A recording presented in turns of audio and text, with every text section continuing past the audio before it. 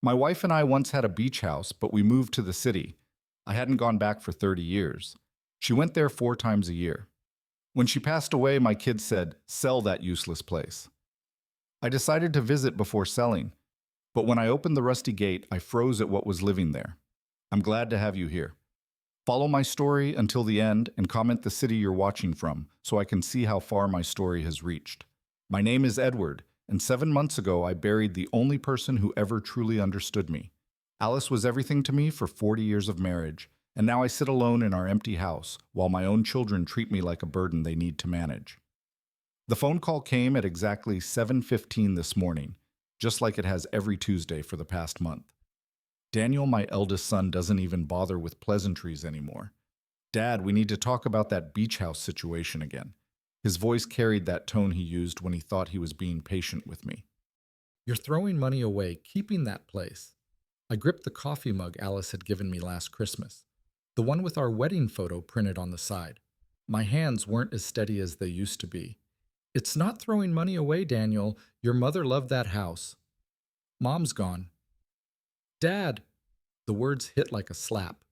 "Sarah and I have been talking, and we think it's time you started making practical decisions about your finances." Sarah, my daughter, had been just as relentless as her brother, calling me every few days with the same lecture about fiscal responsibility and planning for the future as if I were some senile old man who couldn't balance a checkbook. "The property taxes alone are costing you $5,200 a year," Daniel continued, "plus maintenance, insurance, utilities. You're looking at almost $18,000 annually for a house you never visit. Never visit." That was the part that stung the most because it was true. Alice had gone to that beach house 4 times every year without fail. Spring, summer, fall, and once in winter for what she called her contemplation season. She always invited me, but I always had some excuse. Work commitments even after I retired. Golf tournaments, routine doctor appointments that could have been rescheduled. Now I wondered why I had been so reluctant to join her. Maybe because the house represented something I didn't understand about my wife, something private that she kept separate from our daily life together. "Your mother put a lot of love into that place," I said, watching a cardinal land on the bird feeder Alice had installed outside our kitchen window. "Dad, listen to yourself." Daniel's voice grew sharper. "Love doesn't pay bills. You're on a fixed income now. Social Security and your pension aren't going to stretch forever, especially with healthcare costs rising." This was always his angle, the practical financial argument. Daniel worked in real estate development, so he saw everything in terms of market value and profit margins. He'd inherited Alice's sharp mind for numbers, but none of her warmth.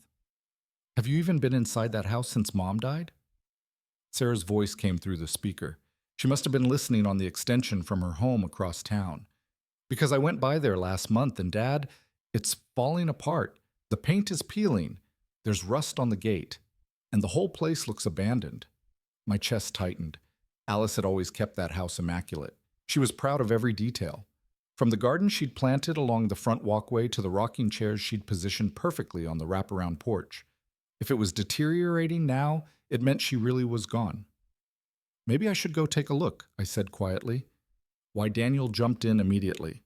"Dad, you're 74 years old. You have no business driving 3 hours each way to look at a property you're going to sell anyway. Just list it with a realtor and be done with it." 74. He said it like I was ancient, like I should be grateful they were even letting me make decisions about my own property. Alice would have been furious if she'd heard the way they spoke to me. "The market's good right now," Sarah added. "Properties in that area are selling for $300 to $350,000. That's a significant amount of money, Dad. Money you could use for assisted living when the time comes." Assisted living. They'd been dropping hints about that for months, too, ever since Alice passed, as if losing my wife automatically made me incompetent to live independently. "I'm not ready for assisted living," I said firmly. "Of course not," Daniel replied in that condescending tone again. "But it's good to plan ahead, and selling the beach house would give you options." Options. They made it sound like they were doing me a favor when what they really wanted was to secure their inheritance. I'd seen the way Daniel looked at Alice's jewelry collection when we were going through her things, the way Sarah had quickly claimed Alice's good china for safekeeping. I need time to think about this, I said. Dad, you've had 6 months to think about it. Sarah's voice carried a hint of the impatience she usually reserved for her teenage daughters. How much more time do you need? 6 months? Had it really been that long since Alice drew her last breath in the hospital room, her hand growing cold in mine while machines beeped their final warnings? It felt like yesterday and a lifetime ago, all at once. The longer you wait, the more money you're wasting, Daniel said. And frankly, Dad, we're worried about your judgment lately. Yesterday you told me you couldn't remember if you'd paid the electric bill, but you're holding on to a property that's costing you over $1 to $200 a month. That hit differently because there was truth in it. My mind had been foggy since Alice died. Some days I forgot to eat lunch. Other days I found myself standing in the kitchen, unable to remember what I'd come in there to do. The grief felt like a thick blanket that muffled everything around me. Maybe Daniel is right, Sarah said, her voice softer now. Maybe it would be better to simplify things. Get rid of unnecessary expenses so you can focus on taking care of yourself, taking care of myself. Such a clinical way to describe the process of learning how to live without the person who had been my partner in everything for nearly 4 decades. I'll think about it, I repeated. But even as I said the words, I knew they wouldn't be satisfied with that answer much longer. After I hung up, I sat in the silence of our kitchen, surrounded by Alice's things. Her reading glasses still sat on the counter next to yesterday's newspaper. Her coffee mug was still in the dish drainer where I'd left it after washing it the morning she went into the hospital for the last time.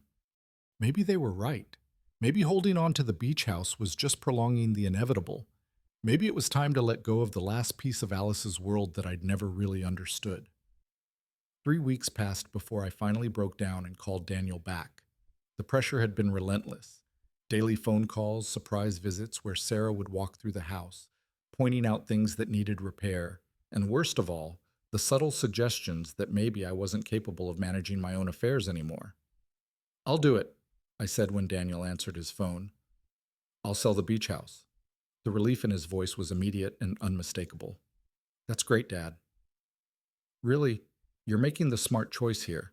I can recommend a realtor who specializes in coastal properties. She's very efficient. Efficient. That seemed to be the only quality that mattered to my children anymore.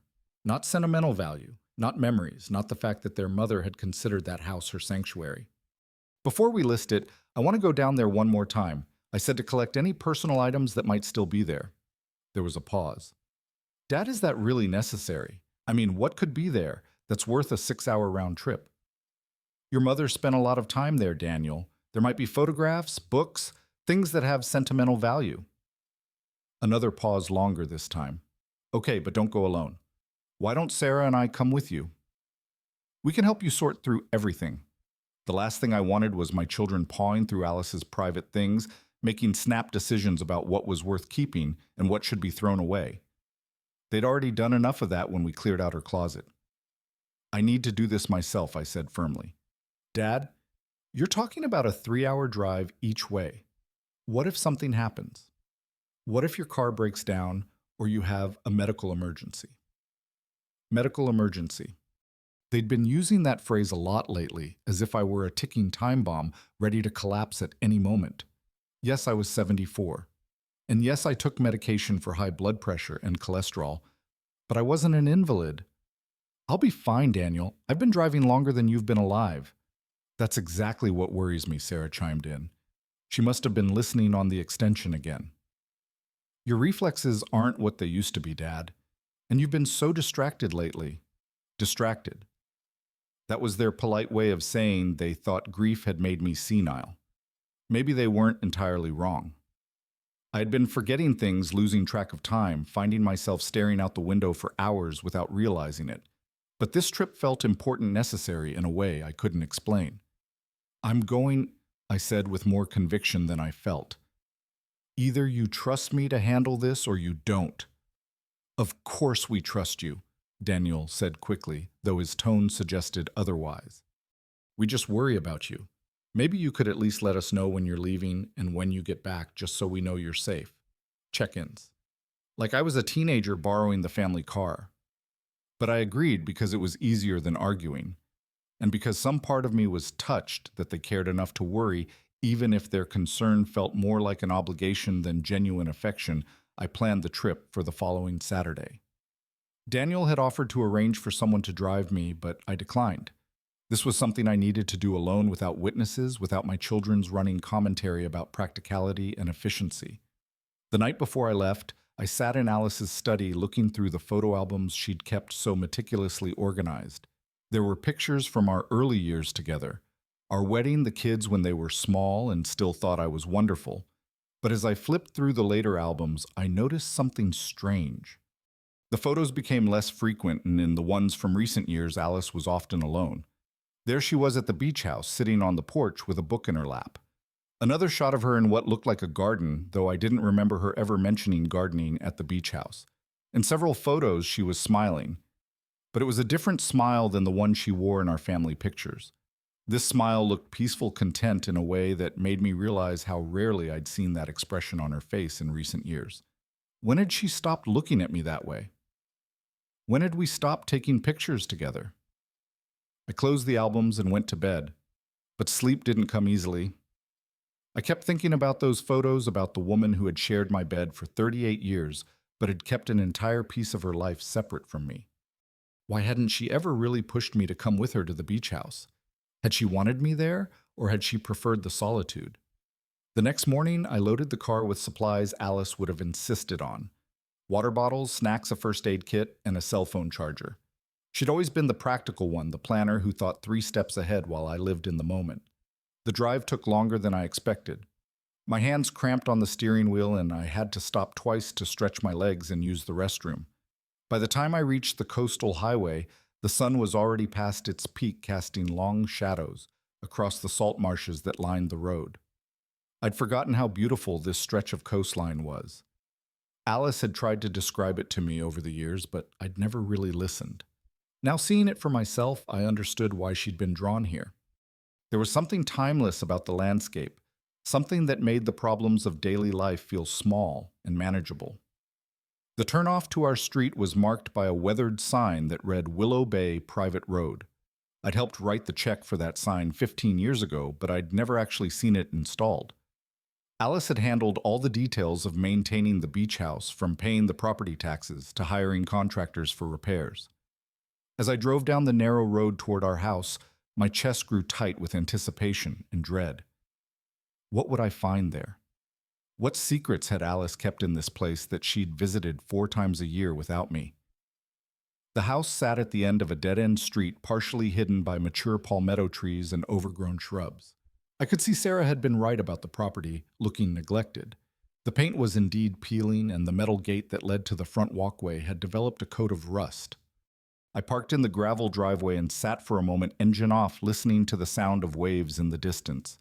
Alice had always said the ocean called to her, and now I could hear what she meant. There was something hypnotic about the rhythm, something that seemed to slow down time itself. Taking a deep breath, I grabbed the house keys from my pocket and walked toward the front gate. My hand shook slightly as I reached for the latch. Whatever I found on the other side of this gate would change everything I thought I knew about my wife and my marriage. The rusty metal protested as I pulled it open, and that's when I froze. Because what I saw in the front yard wasn't abandonment and neglect. What I saw made my breath catch in my throat. The yard was immaculate, not just maintained but lovingly cared for. Fresh flowers bloomed in neat rows along the walkway.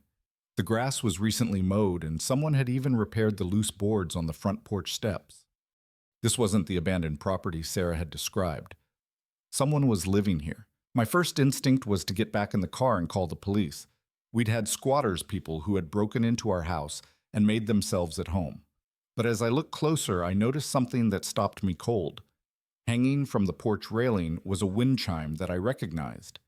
Alice had bought it at a craft fair in town 3 years ago.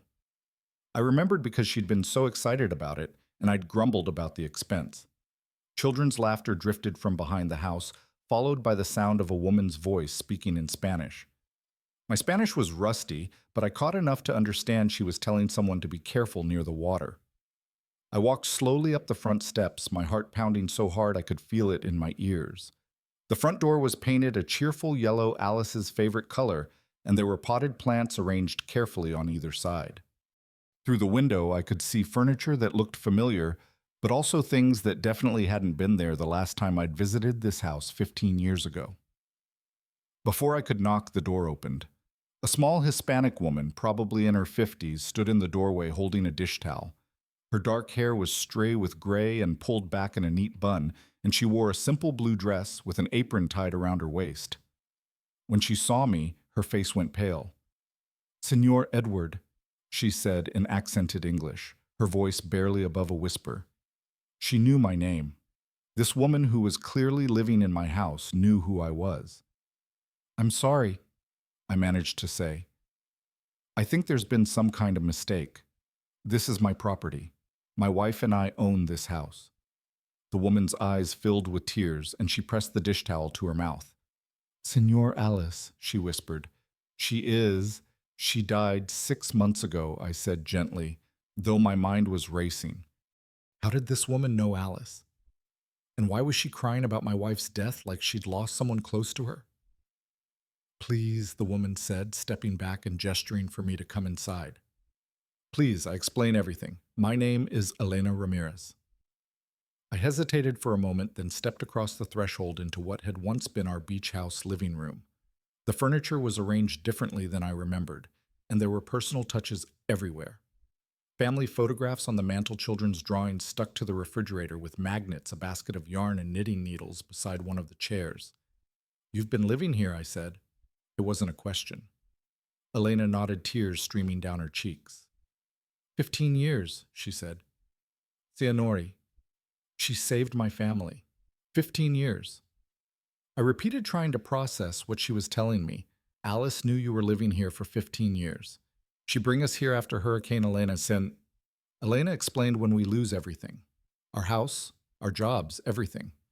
We have nowhere to go. And Senor Alice, she find us at the shelter. Hurricane Elena." I remembered that storm. It had hit the coast hard in 2008, causing massive flooding and property damage. Alice had been concerned about our beach house, and she'd driven down to check on it right after the hurricane passed. She'd come back saying the house was fine, just minor wind damage that she'd already arranged to have repaired. She'd never mentioned finding a homeless family. She'd never mentioned bringing anyone here to live. She said we could stay until we get back on our feet. Elena continued, "But then my husband Antonio, he gets sick. Cancer, and Senora Alice. She say we family now. She say this our home too." I sat down across from her, my legs suddenly feeling weak. "Your husband had cancer. 5 years he fight." Elena said, fresh tears flowing. "Senora Alice, she help us with medical bills. She drive him to treatments when I have to work. She, like how you say angel, an angel." Alice, who had always been generous with charities but practical about money, had been secretly supporting a family for 15 years. She'd been paying their medical bills, giving them a place to live, treating them like family. "Where is your husband now?" I asked.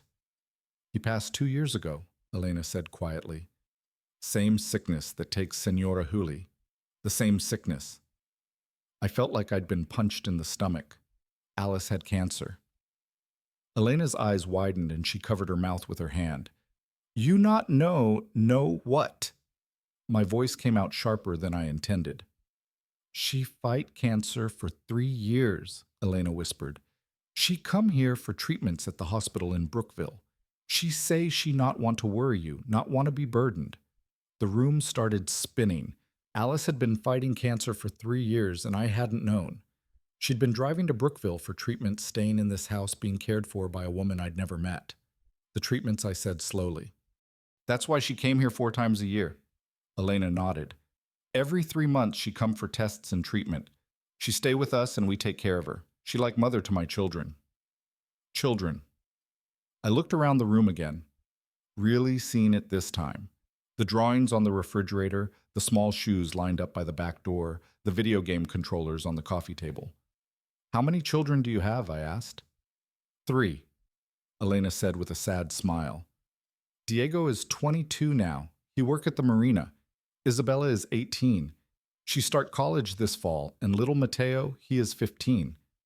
They've lived here their entire lives since Diego was 7 and Isabella was 3. This is only home, Mateo, remember. I tried to imagine it. Alice coming here every 3 months, not for relaxation or solitude like I'd thought, but for cancer treatments.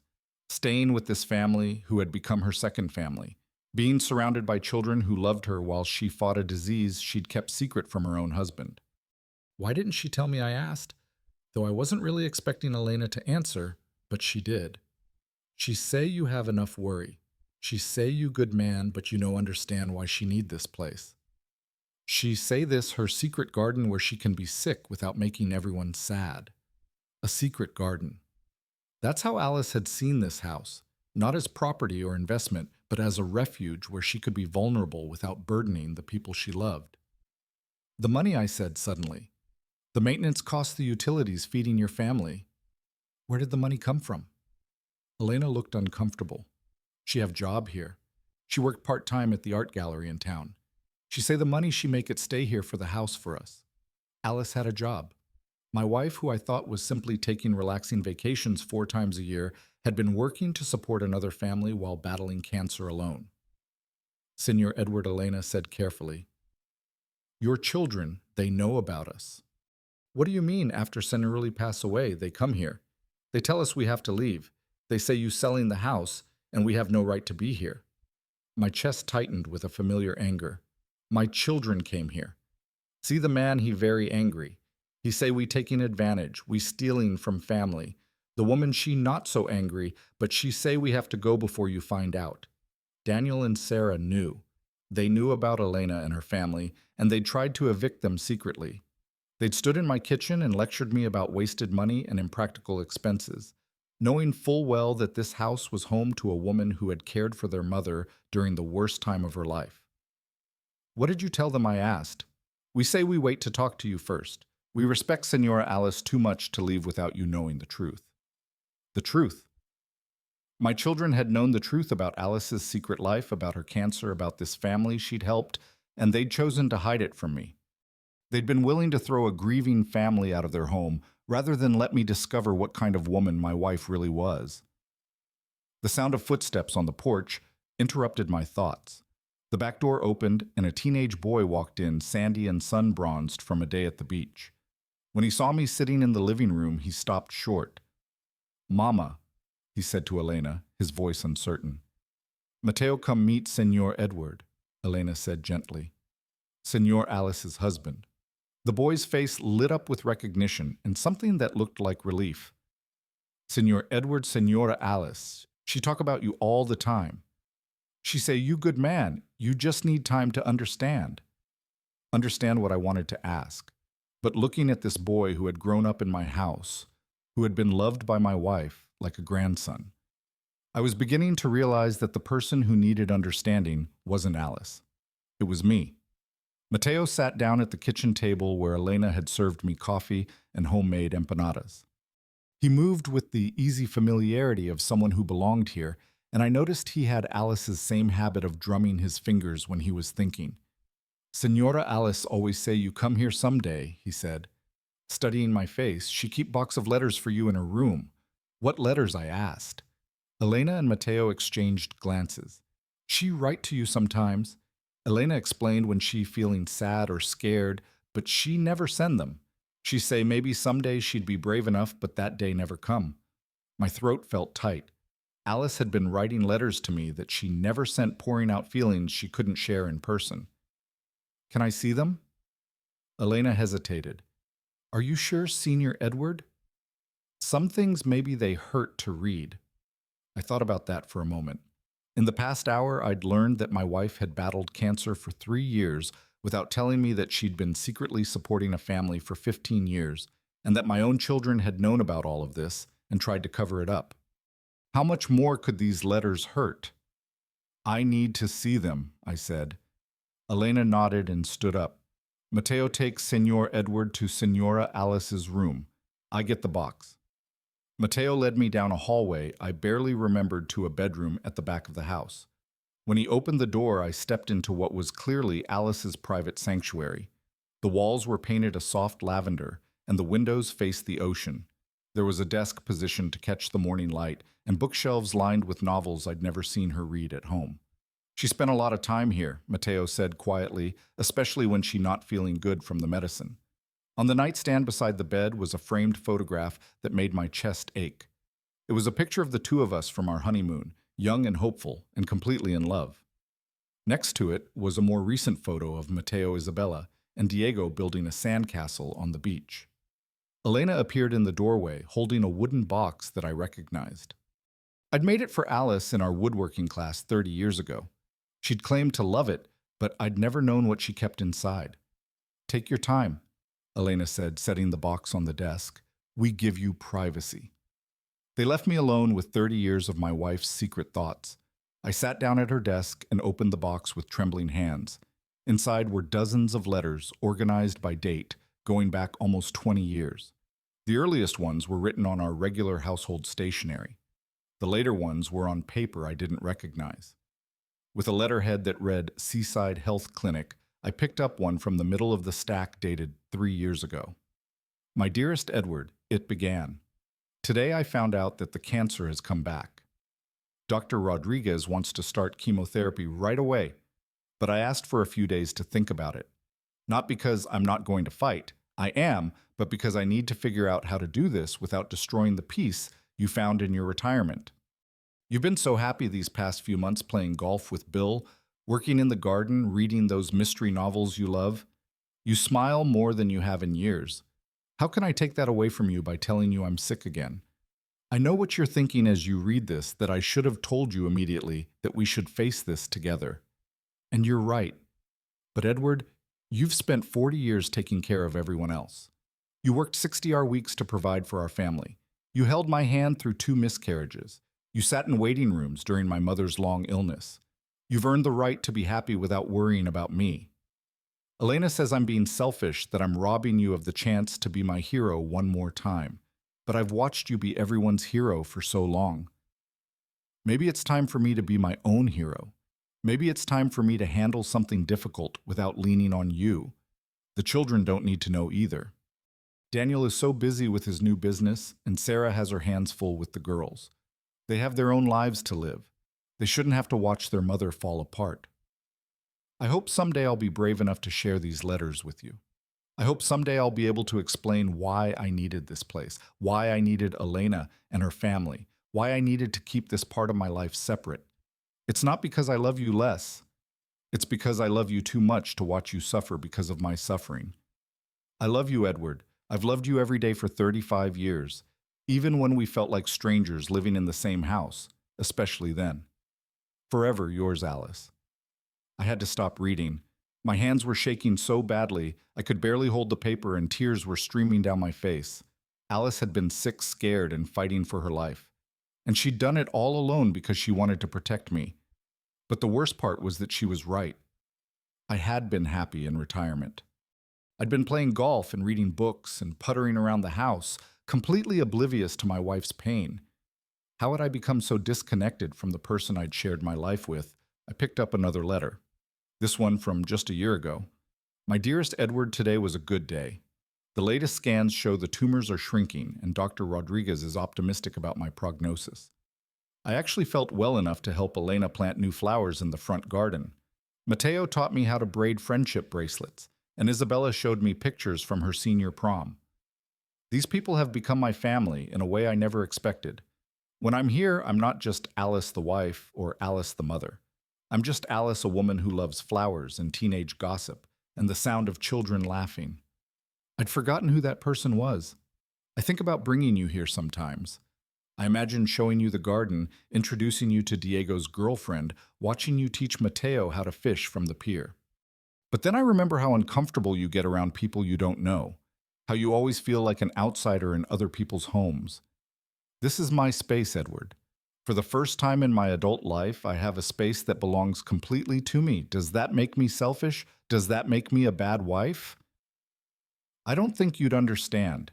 You've always been so self-contained, so sure of who you are and what you want. You don't need other people the way I do. You don't need the messiness of extended family and complicated relationships. But I do. I need Mateo asking me to help with his homework, I need Isabella calling me a wah and asking for advice about boys. I need Elena's quiet strength and Antonio's terrible jokes. I need to feel needed in a way that has nothing to do with managing a household or coordinating family schedules. Is it wrong that I'm happier here than I am at home? Is it wrong that when I think about dying, what makes me saddest isn't leaving you because I know you'll be fine, but leaving them? I love you, Edward, but I love them too. And I don't know how to make those two loves fit together in one life. Forever yours, Alice.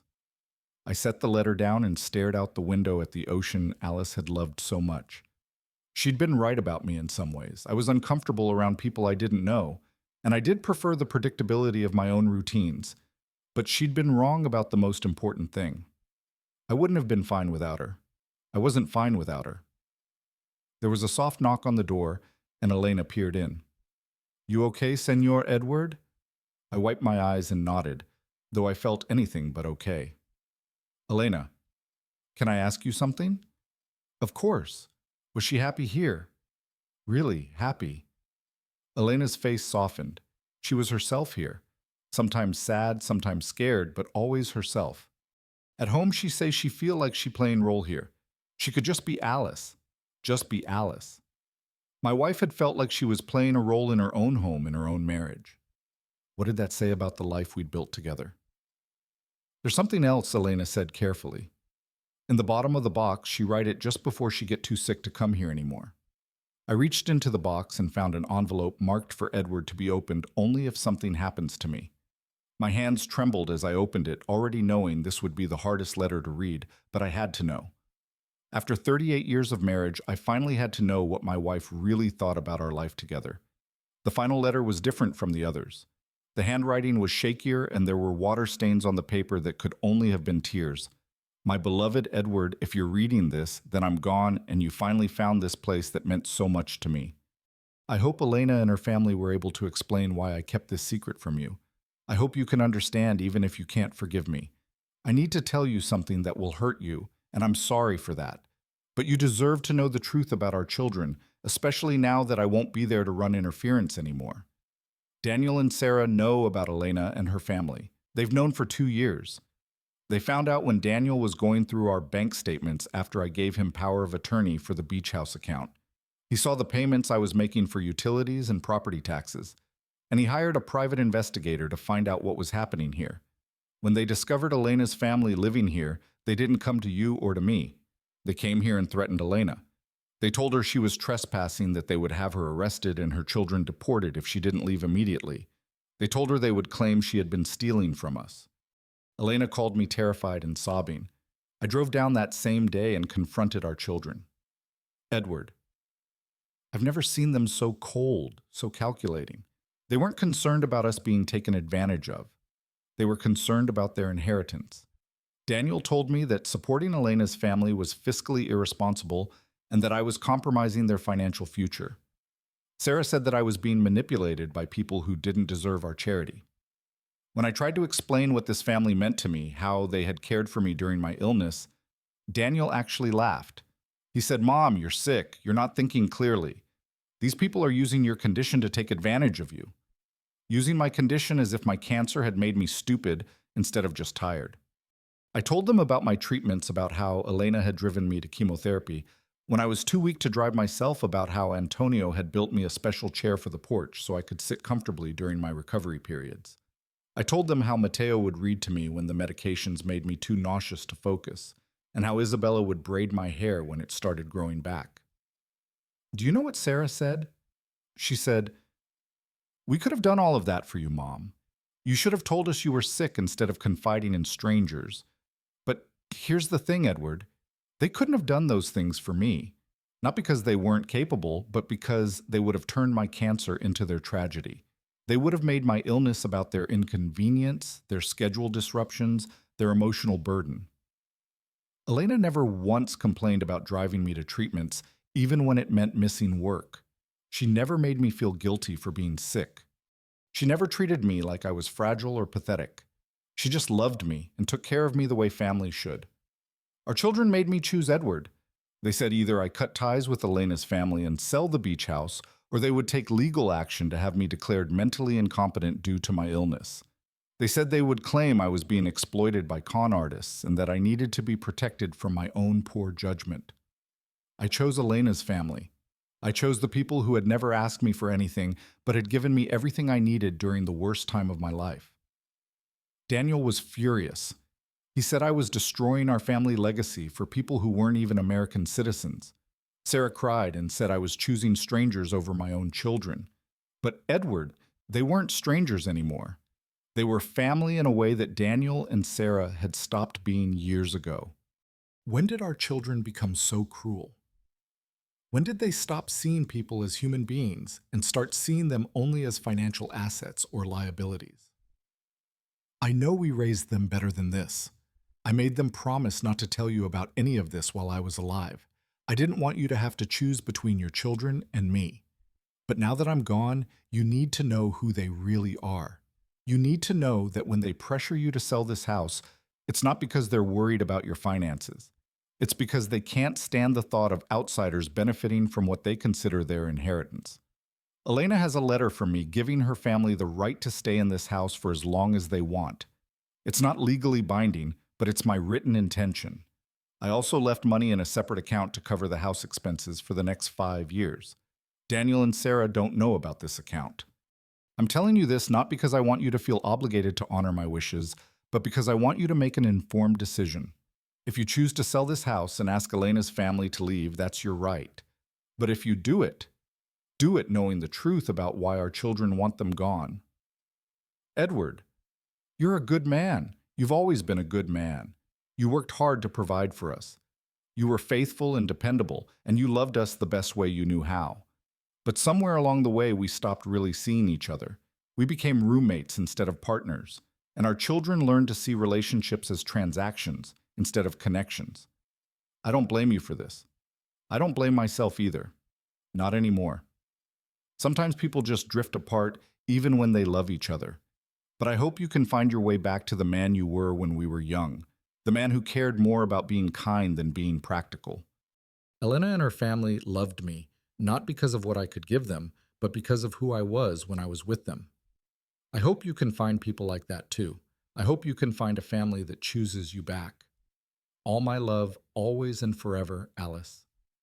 I sat in that chair for a long time after finishing the letter, watching the sun set over the ocean through Alice's bedroom window. My children hadn't just known about Alice's secret life. They had actively tried to destroy it. They had threatened an innocent family and manipulated their sick mother, all to protect money that wasn't even rightfully theirs yet.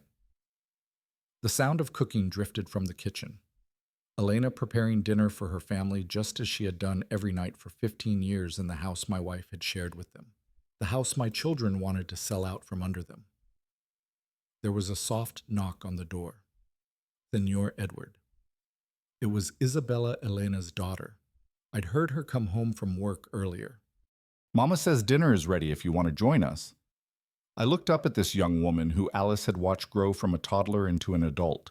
She had Elena's kind eyes and a shy smile that reminded me somehow of Alice. You don't have to, she added quickly. Mama just thought, maybe you're hungry and we always have too much food anyway.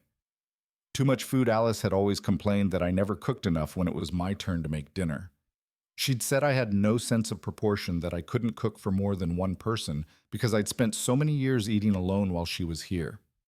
Here. Being part of a family that actually gathered around a table together every night. I'd like that, I said, standing up slowly. My legs were stiff from sitting so long, and my heart felt like it weighed 1,000 pounds. In the kitchen, Elena had set an extra place at the table. Mateo was already seated telling Diego about something that had happened at school. Diego, who I now saw looked like a younger version of his father in the family photos on the refrigerator, was teasing his little brother good-naturedly. Senor Edward, Diego said, standing up when I entered the room. I'm sorry we couldn't meet under better circumstances. Senor Alice talked about you all the time. She did. Oh yeah, Isabella said, taking the seat beside me. She told us about your woodworking and how you built her that jewelry box she loved so much. She showed us pictures of the bookshelf you made for your old house. Alice had talked about my woodworking. I'd given that up years ago after I retired and couldn't see the point in making furniture we didn't need, but she'd remembered it, had been proud enough of my work to share it with this family. She said you were very talented, Elena added, serving me a plate of rice and beans with grilled chicken. She said you just forgot how much you loved creating things. As we ate dinner together, I listened to this family talk about their day, their plans, their dreams. Mateo was excited about making the varsity soccer team. Isabella was nervous about starting college in the fall. Diego was saving money to propose to his girlfriend. Normal family conversation, the kind Alice and I used to have with Daniel and Sarah when they were young, before they became adults, who only called when they wanted something or needed to lecture me about my life choices. Senor Edward Mateo said as Elena served dessert, "Are you going to make us leave?" The question hung in the air like a challenge. 3 generations of this family looking at me, waiting to hear whether I would honor my wife's wishes or bow to my children's pressure. Mateo, Elena said sharply. "That's not appropriate." "It's okay," I said. "It's a fair question." I looked around the table at these people who had loved my wife when I was too distracted to see she needed loving, who had cared for her when I didn't even know she was sick, who had given her the family warmth that somehow our own family had lost along the way. My phone buzzed with a text message. Without looking, I knew it was either Daniel or Sarah, checking to make sure I hadn't done anything foolish during my trip to the beach house. For the first time in months, I turned off my phone without reading the message. I spent that night in Alice's room, lying in the bed where she had recovered from chemotherapy treatments I never knew she'd endured. The sound of the ocean was different here than I'd expected. Not the harsh crashing I'd imagined, but a gentle rhythmic whisper that seemed to ease the ache in my chest. In the morning, Elena knocked softly on the door and brought me coffee in Alice's favorite mug, the blue one with seashells painted around the rim. "How did you sleep?" she asked, settling into the chair by the window. "Better than I have in months," I admitted. It was true. For the first time since Alice died, I'd slept through the night without waking up reaching for her side of the bed. "She sleep good here too," Elena said. "Even when she very sick, she say the ocean helped her rest." I sipped the coffee, which was stronger and more flavorful than anything I'd been making for myself at home. "Elena, I need to ask you something, and I want you to tell me the truth." She nodded, her dark eyes serious. "Do you want to stay here? Not because you feel obligated to honor Alice's memory, but because this is really your home." Elena was quiet for a long moment, looking out at the ocean. "My children, they born in Dominican Republic, but they grow up here. Mateo, he never know any other home. Isabella, she graduate from high school here. Diego, he meet his girlfriend at the marina where he work. This is not just where we live, Senor Edward. This is where we belong. And me being here, does that feel strange to you?" "No," she said immediately. "Feel right. Senora Alice always say this house too big for one person. She say it need family to make it alive." Family. I'd been thinking about that word a lot since reading Alice's letters. Blood didn't automatically make you family, and living in the same house didn't guarantee connection. Family was what you built with love and daily kindness and showing up for each other when it mattered. My phone had been buzzing with increasingly frantic messages since yesterday evening. I finally turned it on to find 17 missed calls and 23 text messages. Most were from Daniel and Sarah, but some were from their spouses and even from Sarah's teenage daughters. The messages followed a predictable pattern. First concern. "Dad, are you okay? You said you'd call when you got there." Then irritation. "We're worried sick. Please respond immediately." Finally, anger. "This is ridiculous. We're driving down there." The last message sent at 6:00 this morning was from Daniel. "Dad, we know you're upset about something. We're leaving now and should be there by noon. Don't do anything crazy until we can talk. Don't do anything crazy like honoring my wife's wishes, like treating the people she loved with basic human decency." I looked at Elena, who was pretending not to notice my agitation, but clearly waiting to see what the phone calls meant for her family's future. "My children are coming here," I said. "They'll be here in a few hours." Fear flashed across her face. "Maybe we should leave for the day. Take the children to my sister's house until num." The word came out more firmly than I'd intended. "This is your home, Elena. You don't run away from your own home." I stood up and walked to Alice's desk where I'd left her letters scattered across the surface. Among them was a business card I'd noticed yesterday but hadn't paid attention to. Victoria Lawson, real estate attorney. Alice had been planning ahead, making sure Elena's family would have legal protection. I called the number on the card. A professional but warm voice answered on the second ring. Miss Lawson, this is Edward Thompson. I believe my late wife Alice Thompson was a client of yours. Mr. Thompson. Yes, Alice was a dear friend as well as a client. I'm so sorry for your loss. She was an extraordinary woman. I'm at our beach house and I've discovered some things about my wife's arrangements here. I need to understand the legal situation regarding the family that's been living here. Of course. Are you free this morning? I'm actually in my office today and I have all of Alice's paperwork here. We could meet in person if you'd like. I arranged to meet her in an hour, leaving Elena with instructions to prepare lunch for 5 people. If my children wanted a confrontation, they could have it over a meal prepared by the woman they tried to intimidate.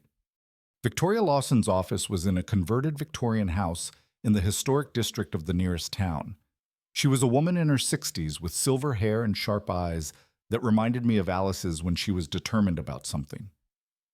Alice came to me 3 years ago, she explained, spreading documents across her desk. She wanted to make sure Elena's family would be protected if anything happened to her.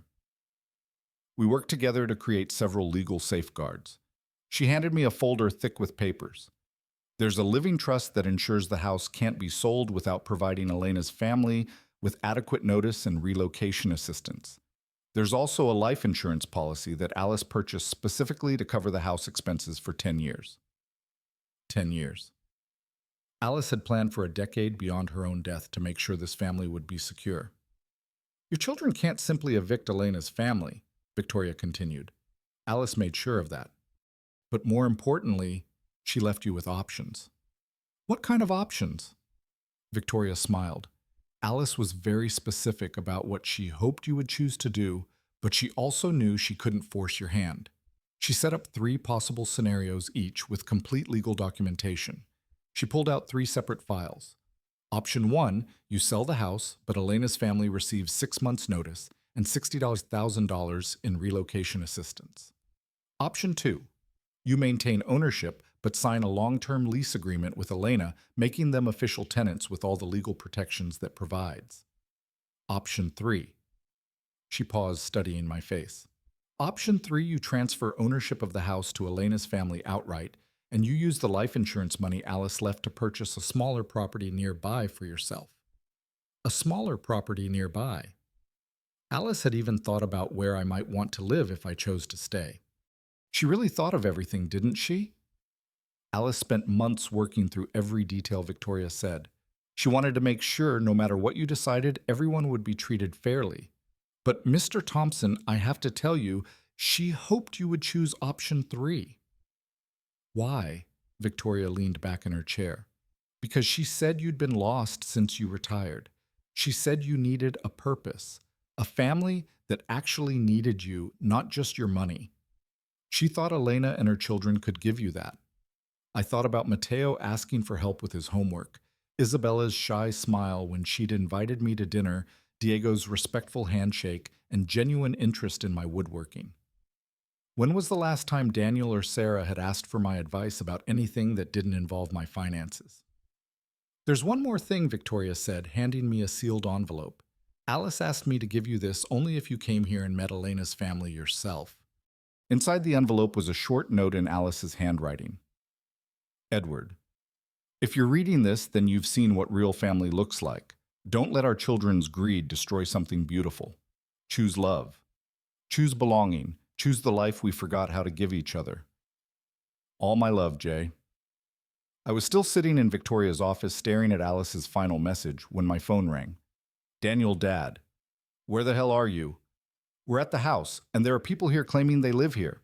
What's going on? I could hear Sarah's voice in the background, sharp and angry. I could hear Mateo's trying to explain something in his careful English and Elena's worried responses. I'm handling some business in town, I said calmly. I'll be back in an hour. Dad, don't do anything stupid. We need to talk before you make any decisions about these people. These people. as if Elena and her children were objects to be disposed of rather than human beings who had loved my wife. Daniel, I said I want you and Sarah to sit down and have lunch with Elena's family. I want you to listen to what they have to say, and I want you to remember that your mother loved these people. Dad, you're not thinking clearly. These people have been taken advantage of. I hung up and turned off my phone. Victoria was watching me with something that looked like pride. What are you going to do? I looked down at the legal documents that would make Elena's family the rightful owners of the beach house Alice had loved so much. The house where she'd found the family warmth that our own family had somehow lost. The house where she'd faced her illness with dignity and grace, surrounded by people who loved her unconditionally. I'm going to honor my wife's wishes, I said, reaching for a pen. And I'm going to choose the family that chose her. As I signed the papers that would transfer ownership of the house to Elena, I felt something I hadn't experienced in months. Not grief, not anger, not the hollow emptiness that had consumed me since Alice died. I felt peace. For the first time since my wife's death, I felt like I was exactly where I belonged. When I drove back to the house an hour later, Daniel and Sarah's cars were still in the driveway, but the atmosphere had changed. Through the kitchen window, I could see my children sitting at Elena's table, looking uncomfortable but no longer hostile. Isabella was showing Sarah something on her phone, probably pictures from her graduation. Diego was explaining something to Daniel with animated gestures. Elena met me at the door, her face calm but her eyes questioning. It's done, I said quietly, handing her the deed with her name on it. This is your house now, legally and officially. Tears filled her eyes. Senor Edward. I don't know what to say. Don't say anything I said. Just let me stay for dinner one more time as your guest. As we walked into the kitchen together, I saw my children's faces change when they realized I wasn't carrying real estate listings or eviction notices. I was carrying peace. And for the first time in 6 months, I was home. Later that night, after Daniel and Sarah had driven back to the city in confused silence, I sat on the porch Alice had loved so much. Elena had given me her spare room, and tomorrow I would start looking for a small place nearby. Not because I had to, but because I wanted to. I had finally found the family Alice had been trying to give me all along.